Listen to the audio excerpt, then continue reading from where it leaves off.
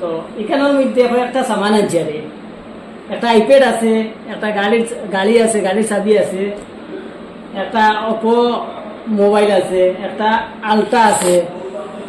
তো এখানেও একটা আতর আছে। এখানের মধ্যে সবচেয়ে কিমতি হইল কি কোনটা কোনটা সামান? আপনারা কমেন্ট বক্স অবশ্যই কমেন্ট করবা। যার কমেন্ট সবচেয়ে ভালো হইব তাহলে আমি আনেওয়ালা ভিডিও তাহলে মেনশন করবো আমি।